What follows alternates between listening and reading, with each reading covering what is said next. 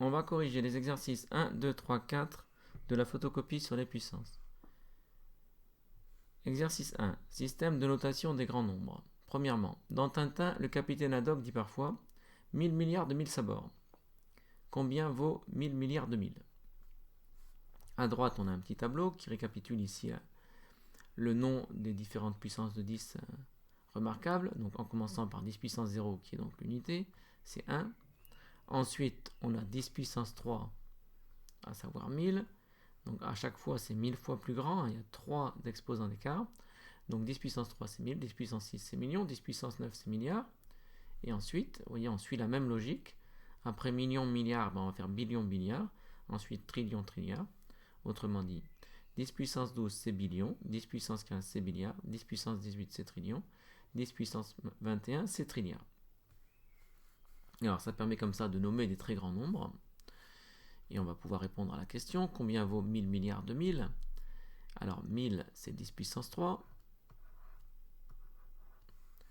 Donc, 1000 milliards, 1 milliard, c'est 10 puissance 9. Donc, 1000 milliards, c'est 10 puissance 3 fois 10 puissance 9. Et 1000 milliards de 1000, c'est encore multiplié par 1000, donc multiplié par 10 puissance 3.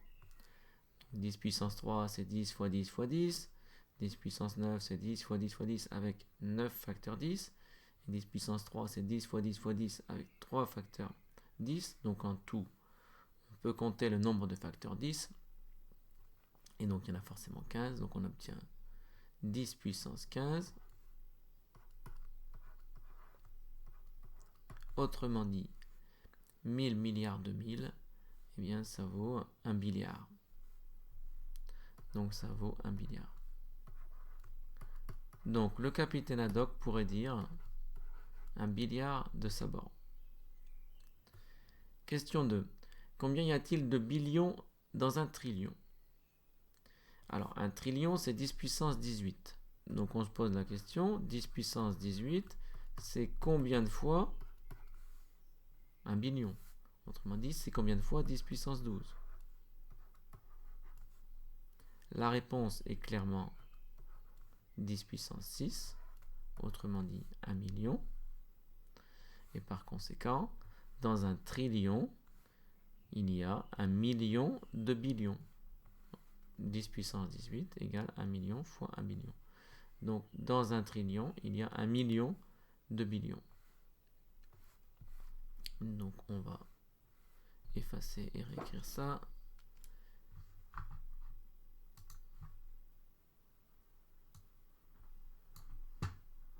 On répond ici, mais il y en a 1 million.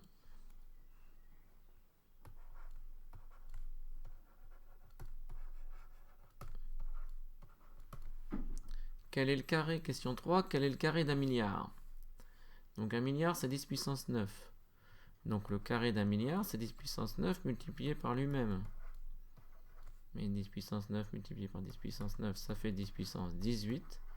Autrement dit, ça fait 1 trillion. Donc le carré d'un milliard, c'est 1 trillion.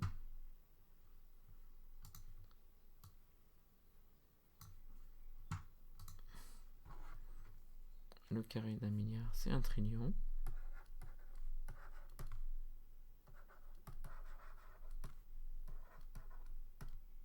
Et enfin, quel est le cube d'un million? 1 million, c'est 10 puissance 6. Donc son cube, c'est multiplié par lui-même, multiplié par lui-même.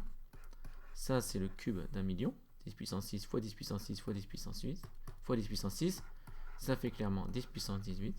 Autrement dit, on obtient encore 1 trillion.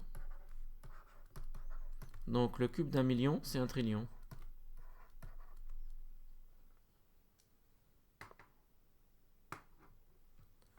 Donc voilà pour l'exercice 1. Passons maintenant à l'exercice 2. Exercice 2. La masse d'un atome de cuivre est de 1,05 fois 10 puissance moins 30 grammes. Combien y a-t-il d'atomes de cuivre dans 1,47 kg de cuivre? Bon. Alors, on va appeler n ce nombre recherché là. Appelons n ce nombre recherché. Soit n le nombre cherché. Donc c'est le nombre d'atomes. on se dit qu'il va y en avoir beaucoup, hein, parce qu'en fait, les atomes, c'est très petit. Donc, soit n, le nombre d'atomes cherchés. Le nombre d'atomes cherchés. Il faut que n fois cette masse-là, ça donne cette masse-là. Bon. On voit que c'est pas la même unité, donc il faut tout mettre dans la même unité. Donc, ce qu'on pourrait faire, c'est mettre 1,47 kg en grammes, donc c'est 1470. Donc ça, c'est 1470 grammes. Donc par conséquent, petit n va être égal à la masse en question, donc 1470, divisé par la masse d'un atome de cuivre, donc 1,05 fois 10-30.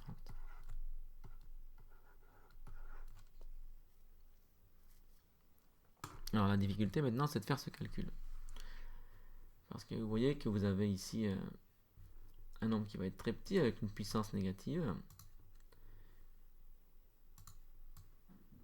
Et ici, donc des nombres normaux. Hein.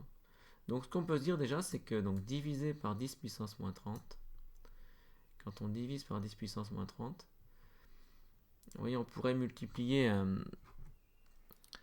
en fait, c'est divisé par l'inverse. Donc s'il y a 10 puissance moins 30 en bas, c'est comme s'il y avait 10 puissance 30 en haut.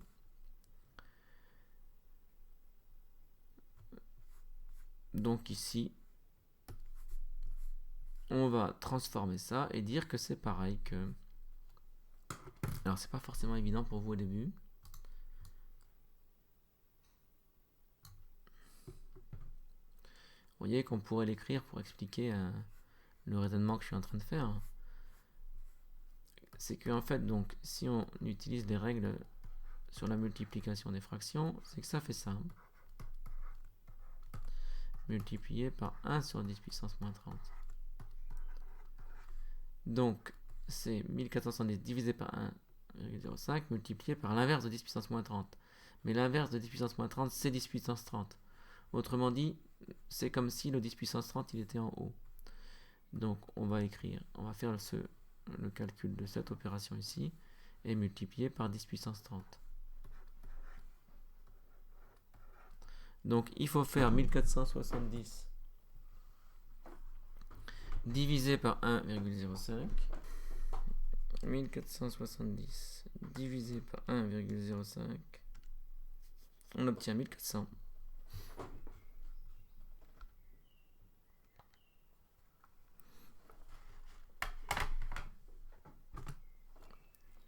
Donc on obtient ici 1400 multiplié par 10 puissance 30. Et donc on va pouvoir écrire ce nombre ici sous la forme 1,4 fois 10 puissance 3 fois 10 puissance 30. Ce qui va me donner en écriture scientifique 1,4 fois 10 puissance 33. Donc c'est un nombre assez énorme. Hein, mais c'est ce nombre ici qui donne le nombre d'atomes de cuivre qu'il y a dans les 1,47 kg de cuivre. Passons à l'exercice suivant. Donc c'est l'exercice 3. Donc on vous dit ici, un mètre cube d'eau de mer contient 0,004 mg d'or. Sur Terre, le volume total d'eau est environ 1,3 fois 10 puissance 6 km3. Calculez la masse totale d'or en tonnes que renferment les mers et les océans sur Terre. Alors, on sait que dans un mètre cube, il y a 0,004 mg d'or. Donc on voudrait savoir ici, donc dans 1,3 fois 10 puissance 6 mètres cubes, combien il y a de mètres cubes. Donc c'est une conversion, la première des choses qu'il faut faire. Donc c'est de convertir et donc de dire ici 1,6, donc 1,3 plutôt, fois 10 puissance 6 km cubes, c'est combien en mètres cubes. Alors attention, c'est des unités cubiques, donc à chaque fois qu'on change d'unité, c'est 1000 fois plus grand. Donc en fait, on n'a que 1 décamètre cube. C'est 1000 mètres cubes, autrement dit c'est 10 puissance 3 mètres cubes. Ensuite 1 hectomètre cube, bien, cette fois-ci c'est 10 puissance 6 mètres cubes. Et 1 kilomètre cube. 1 kilomètre cube, c'est égal à 10 puissance 9 mètres cubes. Et donc, par conséquent, ici, 1 mètre cube, on va le remplacer par 10 puissance 9 mètres cubes. Donc, c'est égal à 1,3 fois 10 puissance 6 fois 10 puissance 9 mètres cubes. Donc, c'est égal à 1,3 fois 10 puissance 15 mètres cubes.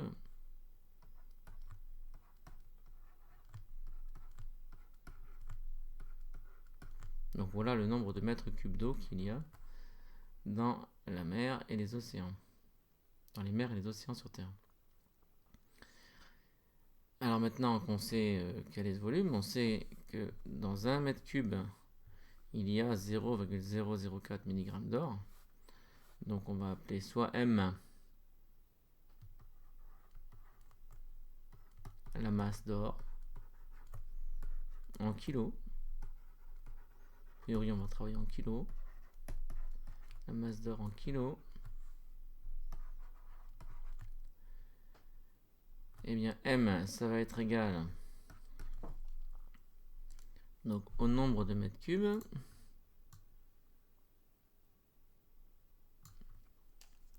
multiplié par la quantité d'or qu'il y a dans un mètre cube.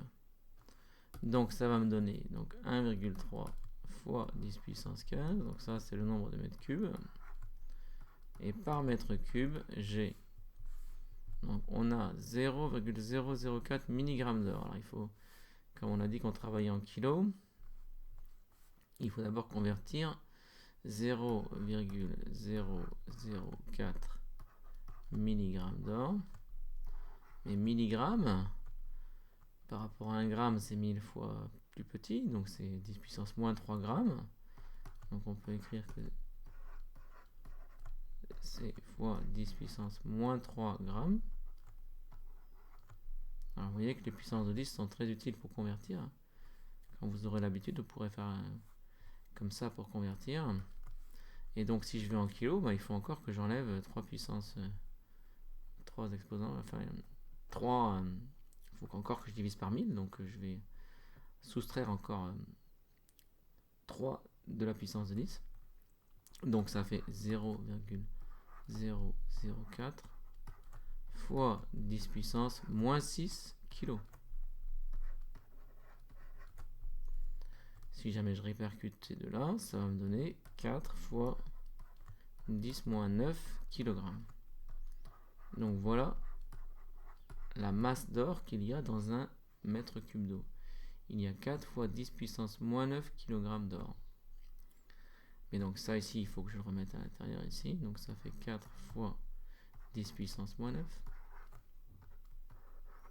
Donc ça, c'est la masse d'or qu'il y a dans les océans, dans les mers et les océans en kilogrammes. Donc pour faire ce type de calcul, ce qu'on fait en général, c'est que... Alors bon, j'efface ça, hein, vous avez compris. Donc, c'est qu'on peut se dire, on va calculer ensemble les nombres. Donc 4 fois 1,3, parce que ça c'est facile, ça fait 5,2. Et ensemble, les puissances de 10, parce que comme c'est que des multipliés, on peut regrouper comme on veut. Donc je calcule ces deux-là ensemble. Et ensuite, je calcule les puissances de 10 ensemble. Et 10 puissance 15 fois 10 puissance moins 9, il y a 9 puissance 10 qui se simplifie, et il reste 10 puissance 6. Donc ça me donne 5,2. 5,2 fois 10 puissance 6 kg d'or. Autrement dit, 5200 tonnes. Donc ça fait 5... si je l'écris... 5 200 000 kg, si je veux. Alors c'est en écriture scientifique, c'est une écriture standard, ou alors ici en écriture décimale. Ça fait 5 200 000 kg d'or. Autrement dit, 5200 tonnes. Donc, les mers et les océans. Les mers et les océans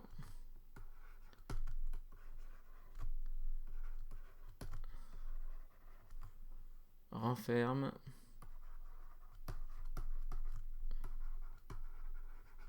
5 200 000.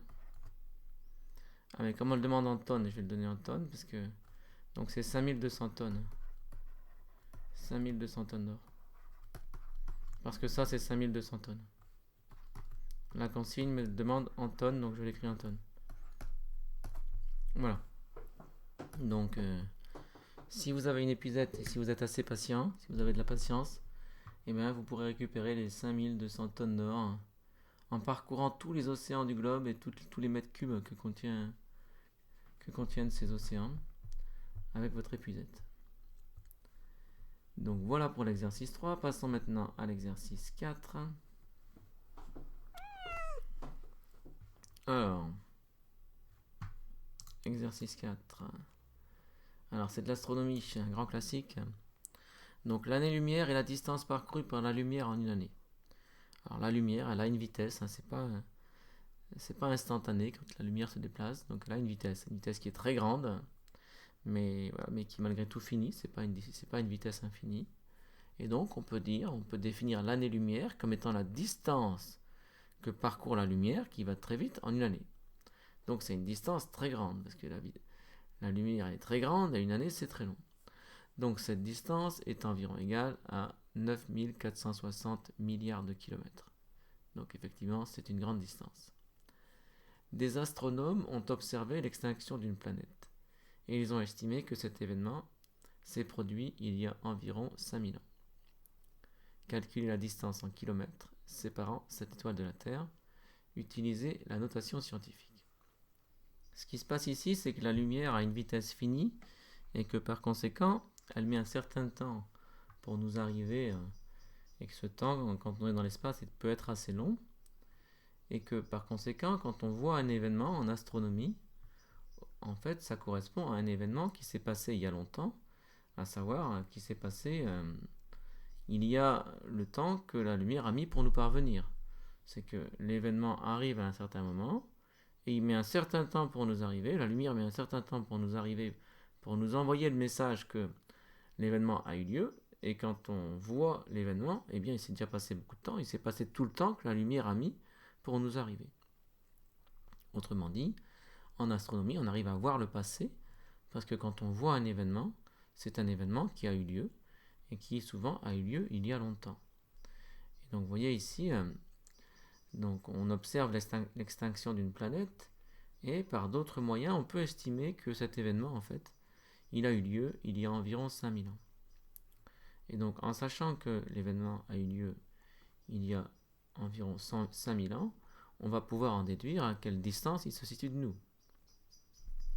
Sachant que la lumière, en fait on a une unité qui est l'année-lumière, qui est la distance parcourue par la lumière en un an, ben si l'événement a eu lieu il y a 5000 ans, c'est qu'il est à une distance de nous qui est 5000 multiplié par cette année-lumière. Donc il y a 5000 années-lumière entre nous et cette planète, enfin entre nous et cette étoile. C'est une étoile qui s'est éteinte. Donc il y a 5000 années-lumière en distance entre l'endroit où a eu lieu cet événement, donc la disparition de cette planète, l'extinction de l'extinction de cette étoile. Donc il y a 5000 années-lumière qui nous séparent de cet endroit.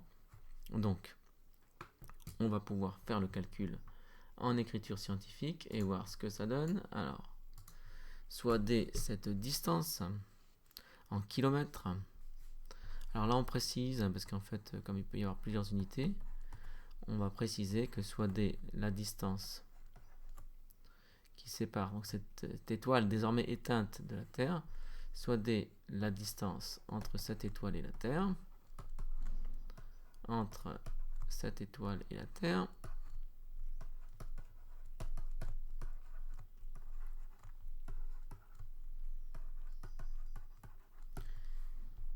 comme en fait on observe maintenant un événement qui a eu lieu il y a 5000 ans, c'est que L'étoile en question est située à 5000 années-lumière de nous.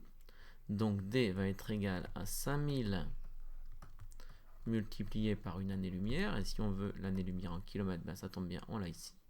Donc c'est 9460 milliards. Milliards, c'est 10 puissance 9. Voilà, donc ça c'est le nombre de kilomètres qui nous sépare de cette étoile. On nous demande la notation scientifique. Donc ici, ce qu'on peut faire. Donc vous voyez, on va faire le calcul ici, là. Alors on pourrait déjà faire 5 fois 1000. Donc 10 puissance 3. Fois... Bon, alors pour l'instant, je vais garder ça. Je pourrais aussi faire l'écriture scientifique ici, mais je le ferai après. Fois 10 puissance 9. Autrement dit, 5 fois, si on déplace, 9460 fois 10 puissance 12. 9 et 3, 12. Bon, après, il faudra que je me débrouille avec ça. Mais on va déjà faire ce calcul ici. 5 fois 9460. 5 fois 9460. Et on obtient 47300. Donc ça fait 47300 fois 10 puissance 12. Et donc on va utiliser la fameuse technique qu'on a utilisée en exercice à plusieurs reprises et qu'on va utiliser ici. C'est qu'on décompose ça et on va transférer ici les puissances de 10 à la puissance de 10. Donc on écrit que ça fait 4,73 fois 10 puissance 4. S'il y a 10 puissance 4, 1, 2, 3, 4, fois 10 puissance 12. Autrement dit, ça donne 4,73 fois 10 puissance 16 km. Donc voici la distance astronomique, si on peut dire, qui nous sépare de cette étoile. Donc c'est 4,73 fois 10 puissance 16 km.